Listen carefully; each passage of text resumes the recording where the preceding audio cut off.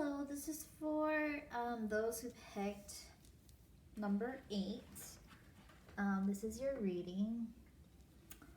And what I'm going to do is quick shuffle these cards, cut them, and we will get started with your reading.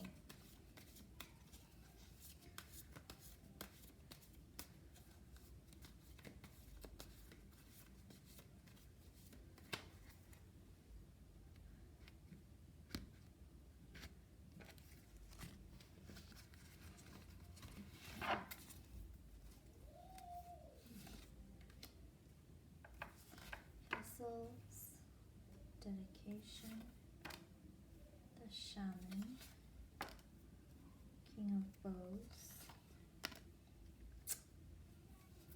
Okay. All right. So it does seem like for those who pick pile number 8 that you're currently in the period of your spiritual journey where you don't know what else to do, right? You don't know what else to do. The reason why I'm feeling that is because there's the Knight of Vessels, right?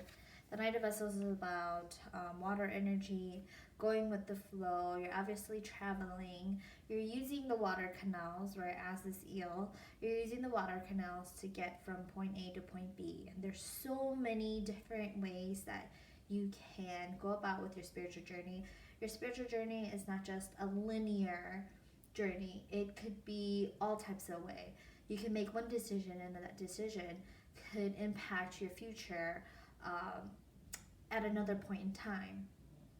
Or something that happens in the now, you can relate it back to something in the past that had nothing to do with your spiritual journey, but somehow you have collected that memory and how it made sense to you, right?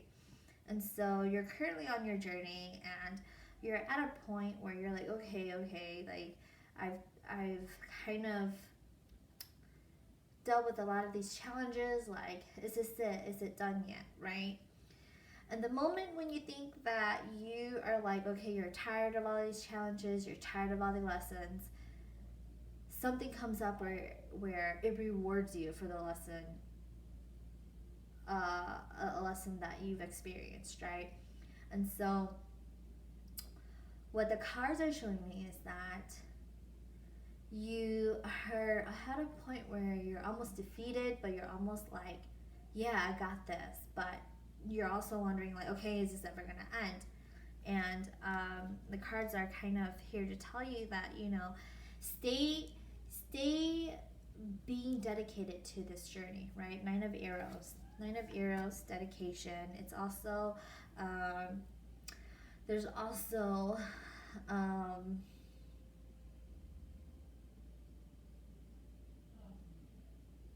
so it's also having to do with direction, right? Obviously with the arrows, and finding direction, but also dedicated. Right at the moment when you feel like, okay, I'm gonna give up, something also comes up and reminds you, like, hey, just remember, like, you didn't do all of this for nothing. And so Spirit also wants to let you know that they recognize your dedication to your path. Even when it's days where you feel like, oh man, I can't do this anymore, it's okay. It's okay to just turn that switch off and just do human things, is kind of what I'm saying. Because, a part of your journey too, your soul journey, is also the human experience, right? Maybe there are days where you're just like, okay, no more meditations. Like, okay, I'm done with meditations. I'm done with channeling. I'm done with downloads. I don't want to do any tarots. I don't want to do anything having to do with spirituality. I just want to watch some plain old reality TV. And that's it. That's all I want to do. And it's okay, because as long as you know how to return to your path, right? You know how to return to your path of spirituality. It's completely fine. Some days, you can't always be actively thinking about healing. Sometimes you just want to feel like, oh man, it's a lot of hard work to try and keep my emotions in check. What I'm just gonna do is I'm just gonna sit here. I'm gonna eat a bowl of ice cream and watch Netflix. And that's okay, because that in itself is a form of healing without being consciously aware that it's healing.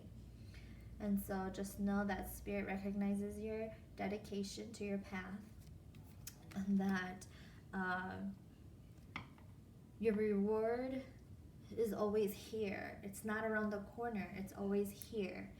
And I see that with the Shaman card, because in a way you have the healing capabilities, you have healing capabilities, you have your rituals down, you have your symbol systems down, but you feel like in the present moment it's not what you expected. And that's what this journey is also about.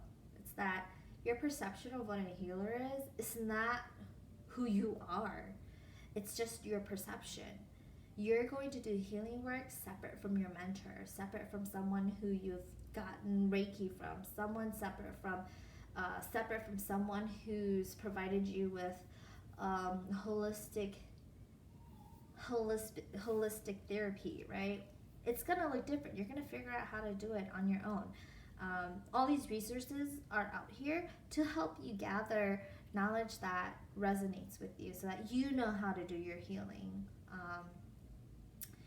It's very spirituality is different from all these other discourses of humanity, right? When we're thinking about social justice, or we're thinking about even our career choices, spirituality is different in that there's no real way to label how you identify, right?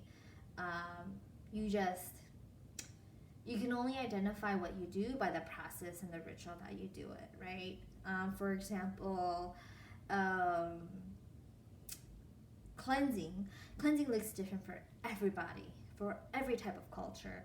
You could even maybe do cleansing by sweeping your house, which is an actual thing. You could cleanse your house by cutting paper. I don't know, something like that, right?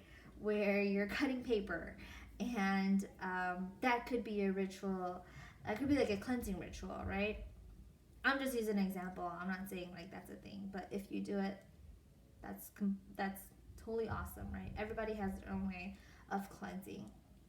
So, anyways, the knowledge that you're gathering for yourself to be that healer that you need for yourself is important. Don't feel like you have to compare how you practice with somebody who's been doing it for 20 years, because somebody who's been doing it for 20 years, they may even say that they're still learning, and they probably won't even see their expertise or their expertise as what it is, so there's just know that your dedication is being acknowledged,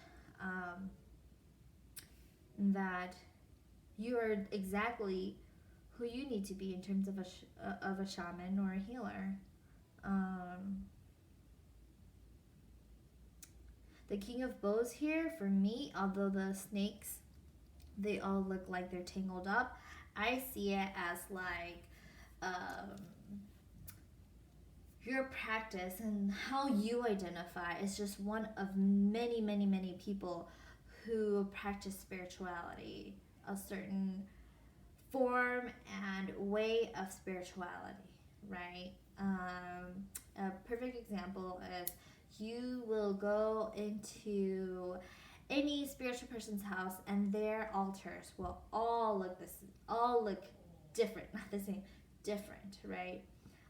There may be similarities, but they will all be different. And so try not to box yourself into a specific journey, a specific path, because any type of literature that you're going to receive about spirituality is going to have a different perspective. One thing that is kind of overarching of what everyone can attest to for those who have been on their spiritual journey is that they can all agree that it's all going to look different. It's not going to all be linear. It's not going to be anything you think of, anything that you thought it would be. It's going to be complete opposite. Okay, everybody can attest to that. Everybody who's on their spiritual journey can attest to that. It is not linear. It is, I forget what the term for non-linear. The spiritual journey is non-linear, right? And there's a bunch of theories out there about time as non-linear, and that time as linear is actually a human construct. It's a program, right? And so try to break out of that thought pattern, because when you think about it too, your soul has experienced life in so many ways, right?